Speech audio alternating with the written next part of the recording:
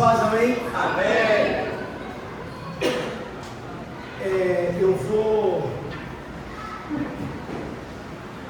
Eu nunca preguei de boné, eu vou tirar meu boné, mas vocês não podem dar risada, tá?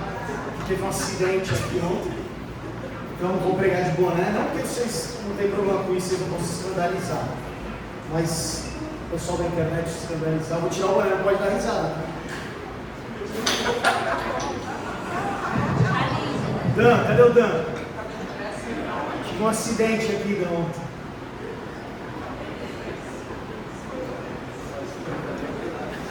Que é uma semana, tá tudo certo.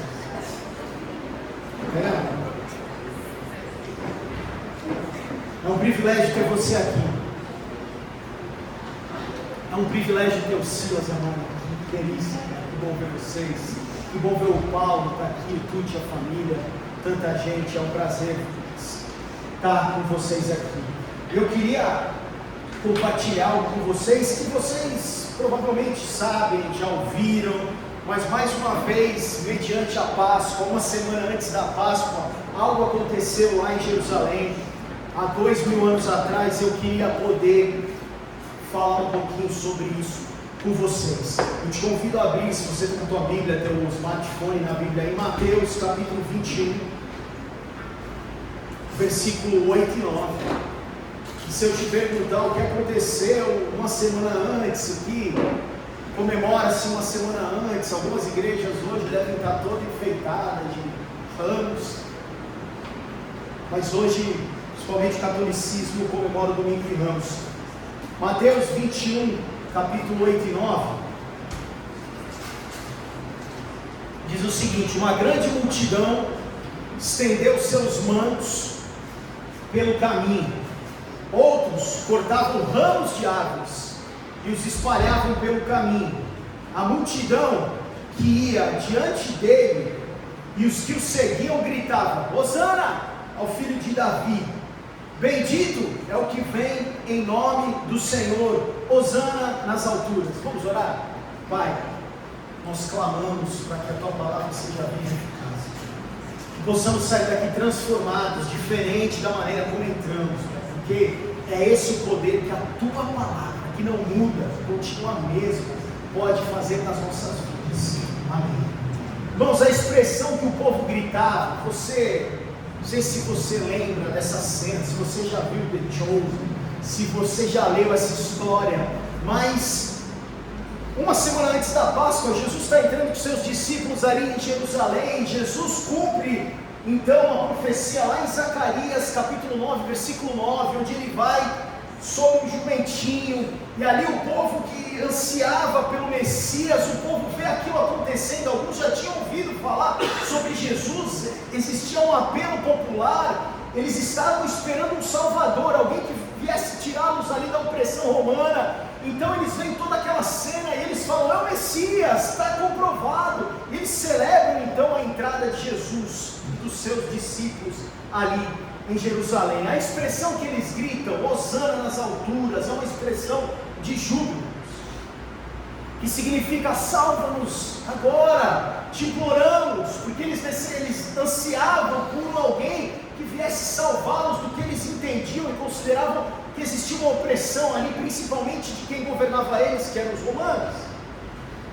Essa expressão é originada lá no hebraico, e é realmente esse pedido de socorro, um grito de louvor, um grito de adoração, que era naquele momento reconhecendo quem estava ali, Jesus, como sendo o Messias. E nesse domingo que antecede a Páscoa, irmãos, muitas igrejas se mesclam ao verde dos ramos, muitas igrejas ornamentam as suas dramatizações nesse momento festivo da entrada de Jesus em Jerusalém. E naquela manhã houve festa, houve esperança renovada daquele povo. Os ramos de árvores forravam o chão ali para que Jesus, o Rei, Messias, Hosana, passasse. E esse domingo é usado para essa recordação. Um dia em que o ser humano, aquelas pessoas que estavam ali, buscaram na natureza elementos para exaltar o Rei que estava entrando na cidade santa. Só que, irmãos, pouco tempo depois, uma semana depois, alguns capítulos depois, no texto que nós lemos, alguns dias depois, esse mesmo rei exaltado, Hosana, seria submetido talvez à mais humilhante forma de tortura que existia naquela época. Como eu falei para vocês, Zacarias 9:9 fala sobre essa profecia e diz o seguinte: alegre-se muito, cidade de Sião, exulte Jerusalém, eis que o seu rei vem, e a você, justo, vitorioso, humilde, montado num jumentinho. Então naquele momento Jesus cumpria essa profecia, o povo aguardava o Messias, o povo estava em festa, a entrada de Jesus foi digna de um rei, uma baita celebração. A conclusão natural de quem via aquela entrada, de quem via aquela movimentação, é de que realmente Jesus era o Messias esperado, era a esperança da libertação do povo, o povo que estava ali clamando há anos, esperando o Messias, e naquele momento o povo gritou: Hosana, salva-nos. E a salvação tinha realmente, na visão do povo, naquele momento, chega. Só que nós sabemos que não ficou assim, porque após aquela entrada festiva de Jesus em Jerusalém, não se passaram muitos dias, irmãos, nós estamos falando de uma semana, até que ele morresse na cruz. Contudo, naquela manhã, nenhum poder, nada seria capaz de fazer calar a voz que brotava daquele povo. E se o louvor não soasse da garganta daquele povo, irmãos, como diz em Lucas capítulo 19:40, até as pedras iriam clamar: Hosana, Hosana. Porém essas mesmas vozes, que dias depois trocaram o Hosana pelo crucifixo, em Lucas 23, versículo 21, poucos versículos depois, poucos dias depois, o Hosana, que dizia bendito é o rei que vem em nome do Senhor, foi trocado pelo crucifica. Nós, irmãos, não podemos nunca esquecer do milagre do sacrifício de Cristo por nós. Nós nunca podemos esquecer da ressurreição. Nós podemos desejar os chocolates na semana que vem, nós podemos desejar os cookies na semana que vem, mas nós não podemos esquecer da ressurreição de Cristo que nós celebramos, não só na Páscoa, mas a cada primeiro domingo do mês, quando nós estamos diante da mesa, ou a cada dia nas nossas vidas. Porém, irmãos, a aplicação do Evangelho, ela é comportamental. Existe uma luta diária, irmãos, que eu e você passamos, entre aquilo que devemos fazer e o que queremos fazer. E o ápice dessa expressão vem lá de Paulo, quando ele diz: o bem que eu quero fazer eu não faço, e o mal que eu não quero fazer eu faço. E é fato, irmãos, que vivemos, eu e você, uma luta constante entre satisfazer os desejos da carne ou aquilo que nós devemos fazer, guiados pelo Espírito Santo que habita em nós. E quando nós lembramos desse momento, irmãos, desse desenho do domingo de Ramos, da entrada triunfal de Jesus e a Páscoa, nós lembramos de um povo que em tão pouco tempo mudou seu clamor de salva-nos, de Hosana, bendito é tu, para condenar Jesus, para dizer crucifica-o. Por isso, irmãos, é amanhã de nós analisarmos, de nós fazermos um autoexame, para buscar na nossa vida, nas nossas atitudes, o quanto eu e você, em cada momento que nós temos, em cada momento que nós estamos vivendo, nós temos com as nossas atitudes, com a nossa vida, expressando também uma escolha que nós devemos fazer diariamente. Esse é o convite que eu tenho para você nessa manhã, que nós possamos analisar juntos o que a nossa vida, o que as nossas atitudes, o que a nossa mente está gritando todos os dias. O que nós estamos gritando? Nós estamos gritando Hosana? Ou nós estamos gritando crucifica? Quando a nossa vida, irmãos, e atitudes são fruto do Espírito Santo que habita em nós, com certeza nós temos ecoado na nossa vida hosana.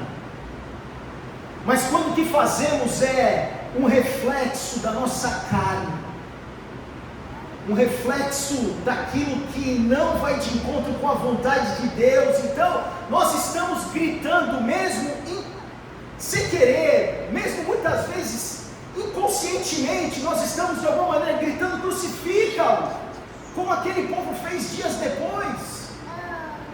Cristo morreu para pagar a nossa dívida, Cristo morreu para perdoar todos os nossos pecados. Isso significa que quando nós erramos, quando nós permanecemos no erro, quando nós insistimos naquilo que não é o fruto do Espírito, quando nós insistimos em viver o reflexo da carne, irmãos, é como se a cada um desses momentos nós estivéssemos crucificando novamente. O caminho do Espírito, o caminho do fruto do Espírito habitando em nós, é que possamos viver um louvor vivo a Deus através das nossas atitudes, testemunhando graça, testemunhando paz. Essa é a consequência de nós vivemos uma vida com base naquilo que o Espírito faz em nós, o Espírito gera em nós. E quando nós fazemos isso, vivendo no caminho do Espírito, nós estamos dizendo hosana, e é isso que deve ecoar nas nossas vidas. Só que do lado de lá, muitas vezes o que tem ecoado é um reflexo da nossa carne, da nossa vontade, da nossa fome, da nossa sede por ser alguém totalmente guiado por instintos, ser totalmente guiado pelo pecado, rejeitar a cada atitude o senhorio de Cristo nas nossas vidas. E quando nós fazemos isso, nós estamos gritando, mesmo que sem querer: crucifica, crucifica. Se chegarmos, irmãos, algum dia a nos convencer de que somos cristãos muito bons, eu quero compartilhar com vocês uma lista, talvez, que vai nos trazer nessa manhã para um espelho e mostrar talvez uma distância que nós devemos percorrer, enquanto necessitamos a ajuda da misericórdia de Cristo, para que a nossa vida seja um reflexo dele, para que a gente possa ecoar usando a cada atitude, a cada minuto, a cada momento. Eu confesso que eu poderia pegar vários textos para fazer uma reflexão com você nessa manhã, mas eu queria ler Romanos capítulo 12, versículo 17 e 18, se você puder abrir para acompanhar comigo. Romanos 12, 17 e 18.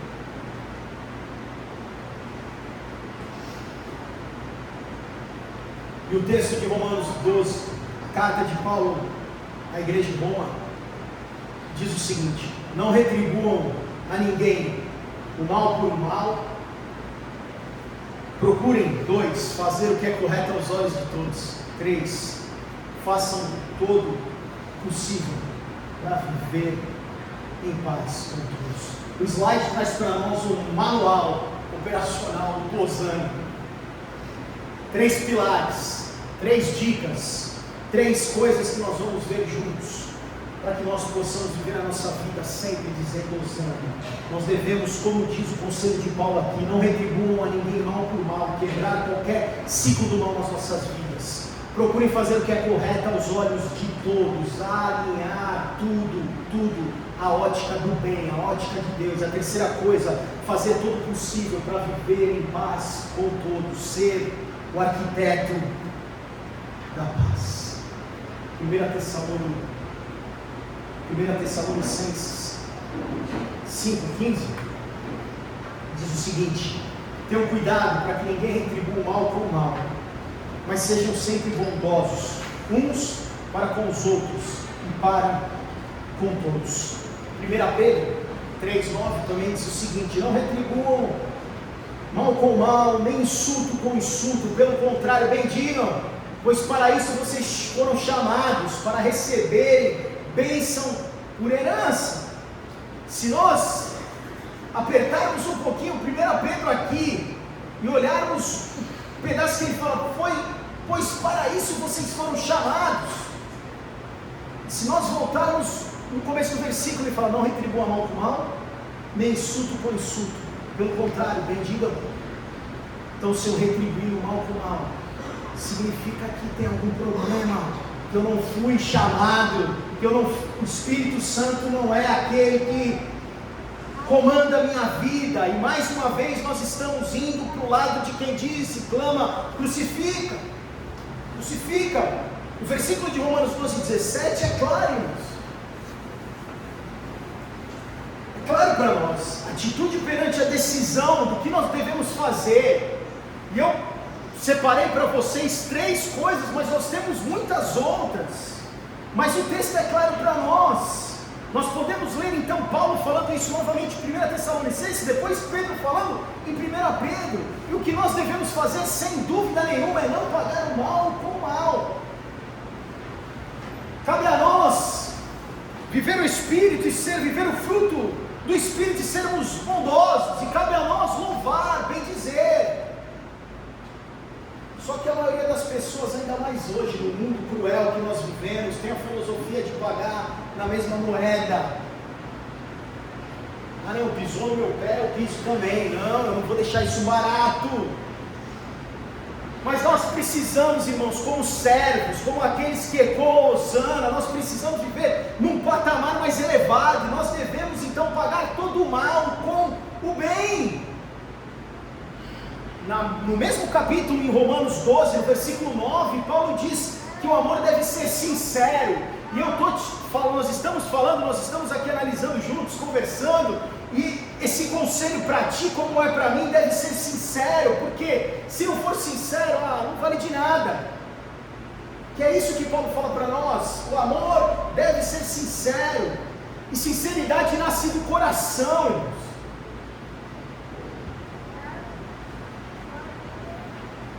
Paulo está nos ensinando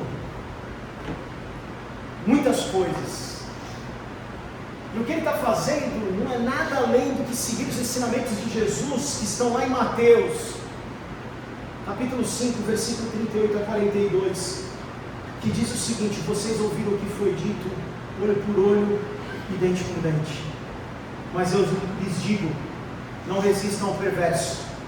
Se alguém ferir na face direita, ofereça-lhe também a outra, e se alguém quiser processá-lo e tirar-lhe a túnica, deixa que leve também a capa.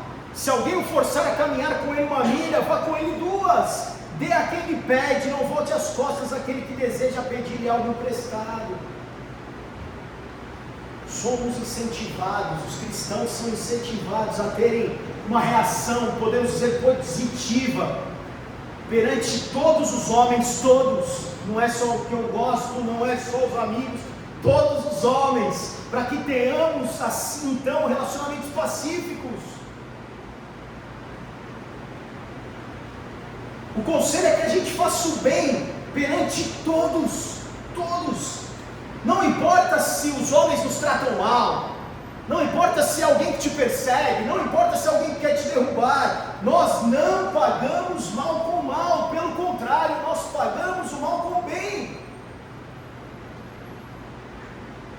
Até porque nós acreditamos, irmãos, nos nossos desenhos que nós vemos, nossos filmes favoritos, os heróis que nós gostamos, é que o bem que vence o mal.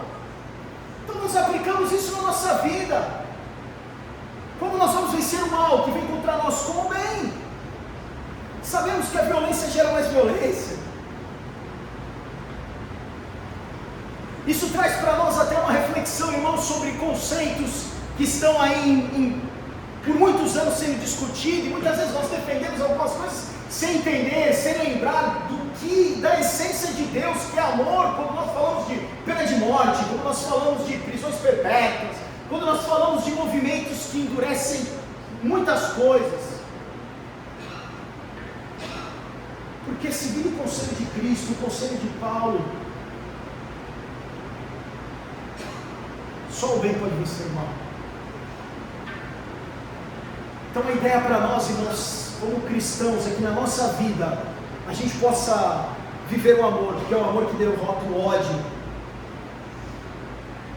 Assim como só a vida derrota a morte. Então nós devemos fazer o bem, mesmo para aqueles que fazem o mal. Porque é só o bem que pode converter o homem que é contaminado pelo mal. Provérbios 20 e 22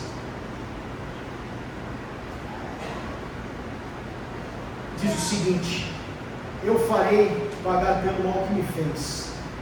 Espere pelo Senhor, e Ele dará vitória a você. Faça o bem, Deus. Faça o bem. Viva essa realidade de amor. Deixe o ódio de lado, deixe o mal de lado, e viva isso para que a nossa vida possa ecoar positivo. A segunda coisa, o segundo pilar, diz o seguinte: procurem fazer o que é correto aos olhos de todos. É o conselho de Paulo em Romanos 12. 2 Coríntios 8, 21 diz o seguinte: pois estando tendo cuidado de fazer o que é correto, não apenas aos olhos do Senhor, mas também aos olhos dos homens. Não apenas aos olhos do Senhor, mas também aos olhos dos homens. Ontem eu estava aqui com os homens do reino, reunidos aqui no sábado pela manhã, e foi o Léo que falou sobre isso, da responsabilidade que nós temos de que haja um testemunho nas nossas vidas, de que as pessoas possam olhar para nós e possam ver Cristo, possam ver Deus nas nossas vidas. E nós só vamos viver isso se nós realmente vivermos uma vida em Deus. Se a nossa vida ecoar hosana, nós só vamos viver isso se realmente o fruto do Espírito for o que for a realidade nas nossas vidas, não o fruto da carne. E nós sabemos o que diz lá em Gálatas 5, 22 e 23, o fruto do Espírito é amor, alegria, paz, paciência, amabilidade, bondade, fidelidade, mansidão, domínio próprio. Contra essas coisas não tem lei, não tem regra. Você pode abusar disso aqui, não tem regime para isso, não tem jejum para isso. Amor, alegria, paciência, fidelidade, bondade, mansidão, domínio próprio, bem. Provérbios 15, 3 diz que os olhos do Senhor estão em todo.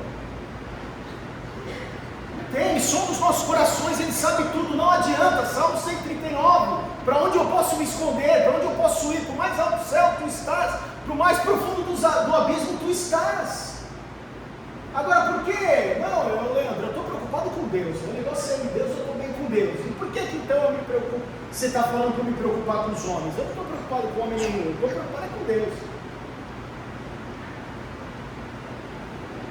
Nos dias de Paulo, que nos dá o conselho, fazer o que é respeitável na opinião das outras pessoas era uma virtude, não só da aspiração política daquela época, mas também uma virtude dos judeus. Eles protegiam o testemunho, e eles se preveniam dessa maneira de ter uma oposição desnecessária.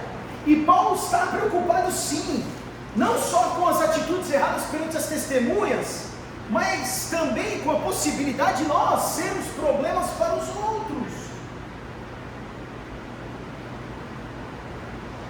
Mas por quê? Porque Paulo fala lá em Gálatas 2:20 o seguinte: fui crucificado com Cristo. Assim, já não sou eu quem vive, mas Cristo vive em mim. Se Cristo vive em nós, então nós vamos viver a maneira correta aos olhos de todos, porque se eu viver da maneira correta aos olhos de Deus, consequentemente eu vou viver da maneira correta aos olhos da sociedade.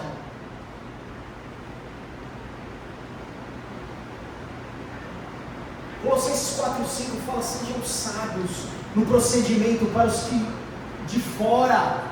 Nós sabemos do testemunho, do bom testemunho. Quantas vezes nós ouvimos isso nas nossas casas, das nossas mães? Olha o bom testemunho dos nossos pastores. Paulo está falando sobre proclamar Cristo.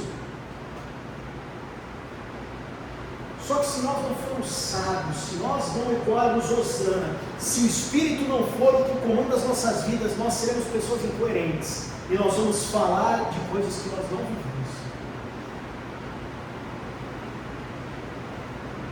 João 13, 34 e 35 diz o seguinte: um novo mandamento lhes dou, amem uns aos outros, como eu os amei. Vocês devem amar-se uns aos outros. Com isso, todos saberão que vocês são meus discípulos, se vocês amarem uns aos outros. Sem amor, sem Deus, sem o Espírito Santo, fruto do Espírito, não há bom testemunho. O terceiro pilar e último: façam todo o possível para viver em paz com todos. Lucas 12,14 diz que Jesus veio para trazer paz na terra aos homens. Nós, irmãos, agora que somos transformados pela renovação do nosso entendimento, nós devemos fazer tudo o que for possível para termos paz com todos os homens. Somos agentes da paz.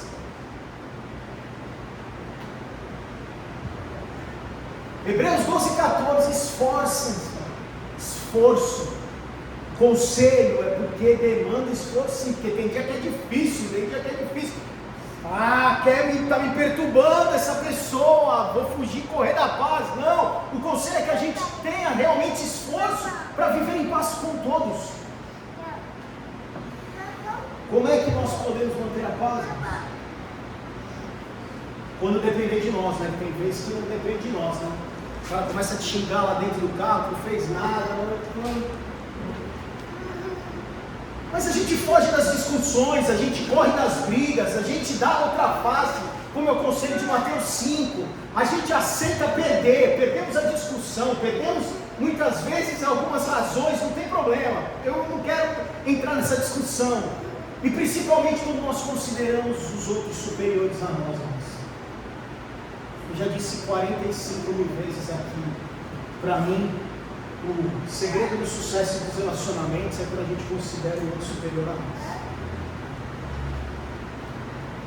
Agora, irmãos, essa paz nunca deve ser adquirida ao preço das nossas convicções, ao preço do nosso testemunho. Nós nunca vamos abandonar a nossa fé, nós nunca vamos abandonar o nosso caráter para que tenhamos paz. Por isso que o texto fala, quando depender de nós, nós vamos sim buscar o que for possível para termos a paz. Não retribua ninguém mal por mal. Procure fazer o que é correto aos olhos de todos. Façam tudo o possível para viver em paz com todos. Dessa maneira nós estamos declarando Hosana.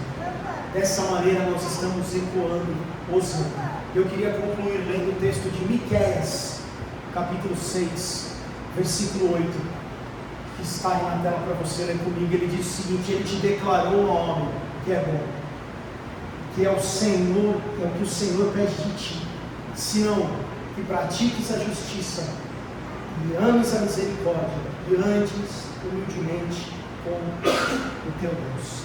Irmãos, a entrada triunfal de Jesus lá em Jerusalém há 2000 anos provavelmente já deve ter acontecido nas nossas vidas, no momento que nós convidamos Cristo para habitar em nós.